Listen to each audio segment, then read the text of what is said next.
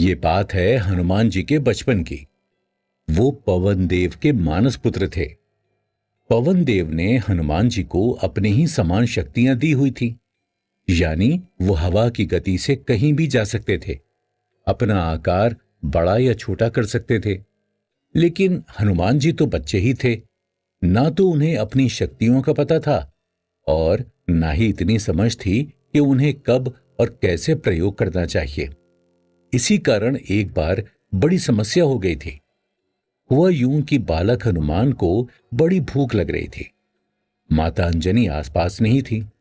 तभी उनकी नजर उगते सूरज पर पड़ी, जो किसी लाल फल सा नजर आ रहा था। बाल हनुमान अपनी शक्तियों से जल्दी ही सूरज तक पहुंच गए और उन्होंने सूरज को अपने मुंह में रख लिया।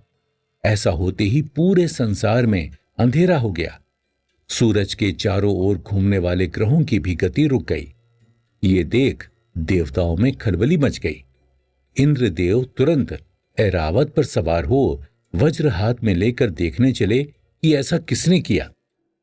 वहां पर उन्होंने बाल हनुमान को देखा और उन्हें समझाने की कोशिश की कि भाई ये कोई फल नहीं है, सूर्य देव हैं, जिनके प्रकाश से सारा संसार जगमगाता है, जिनकी ऊर्जा से सभी में प्राण है।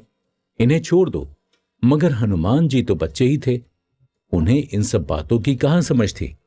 उन्हें तो एक ही बात पता थी कि वो लाल फल उनका है और वो उसे नहीं छोड़ेंगे। आखिर में इंद्रदेव को इतना गुस्सा आया कि उन्होंने अपने वज्र से हनुमान जी पर प्रहार कर दिया। वार उनकी ठोड़ी पर जाकर लगा, जिससे वो मूर्छित होकर नीचे पृथ्वी पर गिर गए।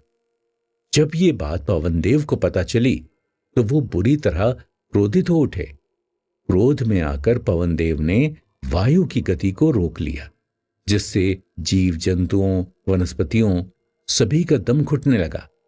पृथ्वी पर हाहाकार मच गया। सभी के प्राण संकट में आ गए। सभी देवताओं को बड़ी चिंता होने लगी।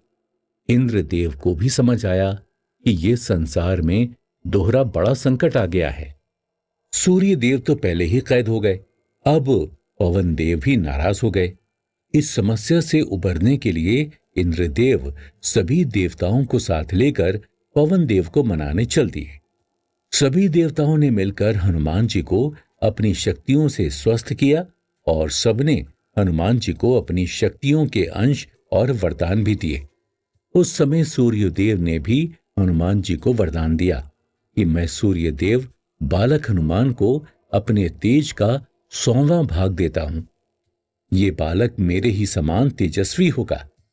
भविष्य में मैं खुद इसे वेद शास्त्रों और बाकी सभी विद्याओं का ज्ञान दूंगा।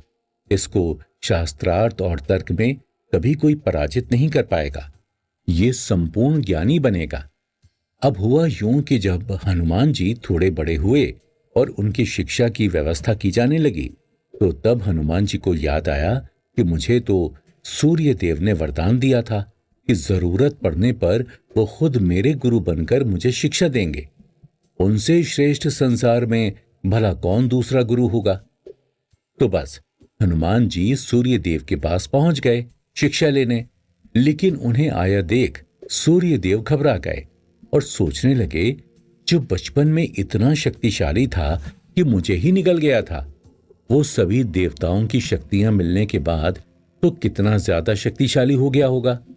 और देखो तो मेरा इतना ताप है कि कोई भी व्यक्ति मेरे पास खड़ा नहीं हो सकता, और ये कितनी देर से खड़ा है। असीम शक्ति है इसमें। जब इसमें खुद इतनी काबिलियत है तो मैं इसे गुरु बनकर क्या सिखाऊंगा।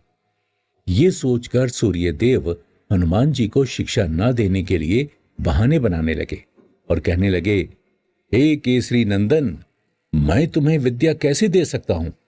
मैं हमेशा तेज गति से चलता रहता हूं। मैं एक पल के लिए भी नहीं ठहरता। इस पर हनुमान जी ने बड़ी विनम्रता से कहा, आप इसकी चिंता ना करें गुरुदेव, मैं आपकी ही जितनी गति से आपके साथ साथ चलूंगा।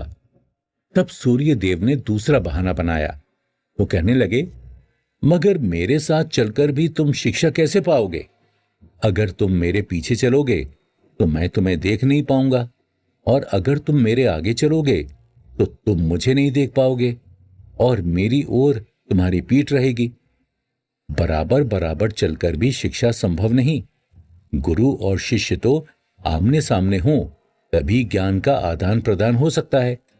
इसलिए मैं तुम्हें शिष्य स्वीकार नहीं कर पाऊंगा।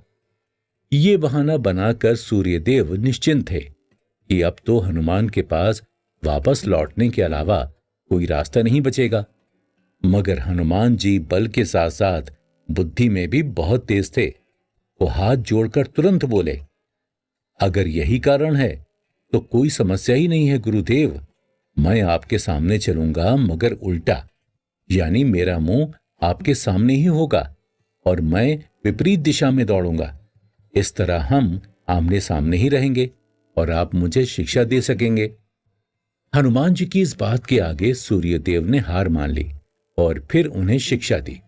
वाकई बहुत सुंदर कथा है दादू, जिससे सीखने को मिलता है कि अगर किसी काम को करने के लिए डेडिकेशन हो तो वो जरूर पूरा होता है। हाँ, हर पौराणिक कथा हमें कुछ न कुछ अच्छा संदेश देती है। ब्रह्म वैवर्त पुराण में भी सूर्यदेव से जुड़ी हुई एक कथा है जो इस तरह है। एक बार माली और सुमाली नाम के दानवों ने महादेव की तपस्या की। इनमें सुमाली रावण की माता के पिता थे, यानी सुमाली रावण के नाना थे। महादेव उनकी तपस्या से प्रसन्न हुए और उन्हें वरदान मांगने को कहा। तब माली और सुमाली ने वरदान मांगा कि महादेव हमेशा हर विपत्ति में उनकी रक्षा करेंगे। तो हुआ यूं कि एक बार महादेव ने वरदान के घमंड में आकर सूर्यदेव विवस्वान को ही युद्ध के लिए ललकार दिया। सूर्यदेव उन्हें परास्त करने लगे। तब उन दोनों राक्षसों ने महादेव का ध्यान किया और उन्हें उनके वरदान की याद दिलाई। तब भगवान शिव वहां प्रकट हुए और माली और सुमाली की रक्षा के लिए अपने त्रिशूल से सूर्य पर प्रहार किया, जिससे सूर्यदेव अपनी चेतना खो बैठे। जब सूर्य के पिता कश्यप प्रजापति को इस बात का पता चला तो उन्हें बहुत क्रोध आया और उन्होंने क्रोध में भगवान शिव को श्राप दे दिया कि तुमने आज जिस तरह मेरे पुत्र को चेतनाहीन किया है, एक दिन तुम अपने इसी त्रिशूल से अपने ही पुत्र का मस्तक काट दोगे। कहते हैं इसी श्राप के असर से भगवान शिव को पार्वती पुत्र गणेश की गर्दन काटनी पड़ी और बाद में उन्होंने गणेश जी के सिर पर हाथी के बच्चे का सिर लगाकर उन्हें जीवन दान दिया। दादू, मैंने सुना है श्री राम भगवान सूर्यवंशी हैं, तो क्या किसी तरह उनका संबंध भी सूर्यदेव से है? हाँ, बिल्कुल है। पुराणों के अनुसार ब्रह्मा जी के पुत्र थे मरीचि। मरीचि के पुत्र हुए ऋषि कश्यप। ऋषि कश्यप के पुत्र हुए सूर्य विवस्वान। विवस्वान के पुत्र थे मनु और मनु के पुत्र थे इक्ष्वाकु। और आगे चलकर इक्ष्वाकु के कुल में ही श्री राम का जन्म हुआ। इसीलिए श्री राम सूर्यवंशी कहलाए। हमारे पुराणों में एक ऐसा भी पौराणिक कथा है जिसमें भगवान सूर्यदेव ने संसार को एक बहुत अच्छा संदेश दिया है, आपसी सहयोग से मिलजुल कर काम करने का और उन्नति करने का। अब मैं तुम्हें उसी कथा को सुनाता हूं। मानवता और आपसी सहयोग का संदेश देती सूर्यदेव की एक सुंदर पौराणिक कथा को सुनने के लिए चलिए हमारे साथ अगले एपिसोड पर।